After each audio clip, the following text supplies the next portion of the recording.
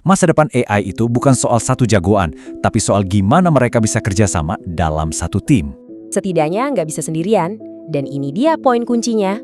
Masa depan AI itu ya kerja sama tim, mirip banget kan sama kita, manusia. Nah, inilah yang bakal jadi topik utama kita hari ini, gimana caranya membangun tim agen AI yang bisa kerja bareng. Oke, jadi kita akan melangkah lebih jauh dari sekedar satu AI. Soalnya gini, untuk tugas-tugas yang beneran rumit, kita butuh kolaborator. Ini berlaku juga di dunia AI loh. Sama persis kayak tim manusia, setiap anggota tim AI nanti punya peran uniknya masing-masing buat mencapai satu tujuan. Dan kutipan ini, wah pas banget. Intinya gini, membangun tim kolaborator di dalam agen Anda ternyata sangat mirip dengan membangun tim kolaborator dalam tim manusia.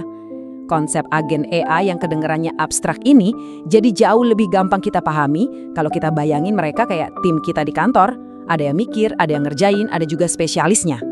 Nah, pertanyaannya sekarang, tim AI ini tuh sebenarnya kayak apa sih? Yuk kita bedah bareng-bareng. Kita akan lihat struktur timnya dan siapa aja pemain-pemain di dalamnya.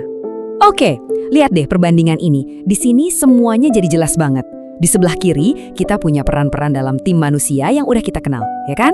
Nah, di sebelah kanan, itu padanannya di tim AI. Contohnya, manajer proyek itu ya agen perencana. Pengembang junior itu agen pelaku. Gampang kan? Analogi ini penting banget buat kita pahami peran-peran selanjutnya. Sip, sekarang kita bahas lebih dalam lagi soal pemain-pemain kunci di tim AI kita. Penting banget nih buat ngerti tugas masing-masing peran, karena ini kunci buat ngebangun agen yang jago dan efektif. Pertama, ada si perencana. Anggap aja dia ini otaknya tim. Dia nggak nulis kode, tapi dia yang bikin cetak birunya, blueprintnya. Kalau di contoh aplikasi kita tadi, dia yang nentuin.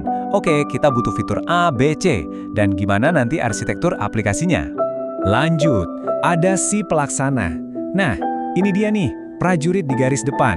Dikasih tugas spesifik sama si perencana, mereka langsung eksekusi. Contohnya, dikasih perintah, buatkan kode untuk halaman login. Udah, mereka fokus ngerjain itu aja. Tentu aja, tim AI kita kan butuh cara buat ngobrol sama dunia digital di luar dirinya. Nah, disinilah si operator alat berperan. Kalau aplikasi kita butuh data cuaca paling baru, agen ini yang bakal telepon ke layanan cuaca lewat API, terus bawa datanya balik ke tim. Berikutnya, ada si pembelajar. Persis kayak tim manusia yang butuh riset pasar, tim AI juga butuh agen yang bisa googling dan cari info di luar. Dia bisa tuh browsing internet buat cari tahu apa sih yang pengguna suka dari aplikasi saingan, terus laporannya dikasih ke si perencana. Setiap tim yang bagus pasti butuh orang yang berani ngomong apa adanya kan? Nah itulah tugas si kritikus. Perannya ini penting banget, ngecek kerjaannya si pelaksana. Dia yang bakal ngetes kodenya, nyari-nyari bug, dan mastiin semuanya jalan sesuai rencana. Tanpa dia, wah bisa-bisa kualitasnya acak adut. Selanjutnya, ada si pelaku. Nah, kalau tadi ada otaknya, ini tangannya. Dia ini ibarat programmer junior di tim kita. Jago banget buat ngerjain satu tugas spesifik dari rencana. Misalnya nulis satu fungsi kode. Tapi, dia nggak lihat gambaran besarnya. Pokoknya dia cuma fokus sama tugas yang dikasih. Dan yang terakhir, kalau semuanya udah beres, kita butuh juru bicara buat ngelaporin hasilnya. Inilah tugasnya si presenter. Dia yang bakal ngerangkum semua yang udah dibangun sama tim, terus ngejelasin ke kita, si pengguna, dengan bahasa yang gampang dimengerti.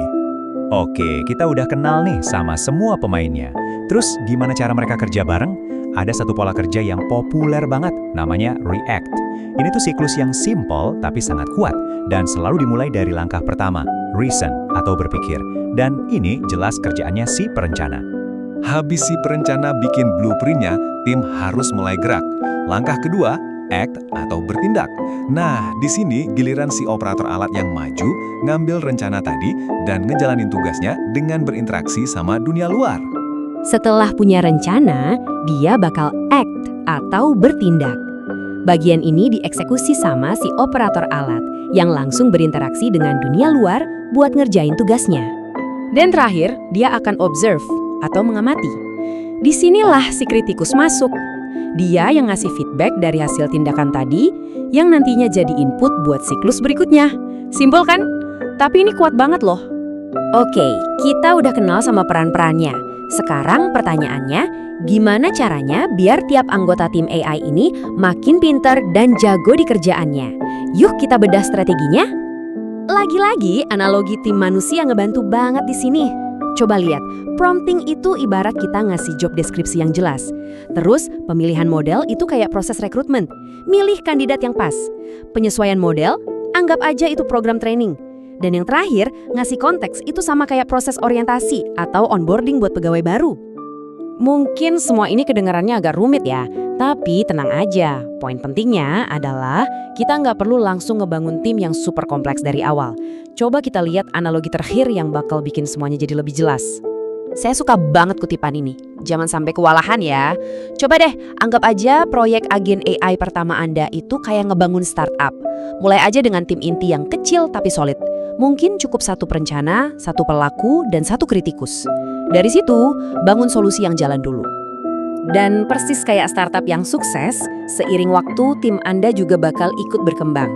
Begitu Anda mulai ngerjain masalah yang lebih besar, Anda bisa nambahin spesialis baru, nutupin kelemahan yang ada, dan pelan-pelan ngebangun solusi yang jauh lebih kuat dan bisa diandalkan.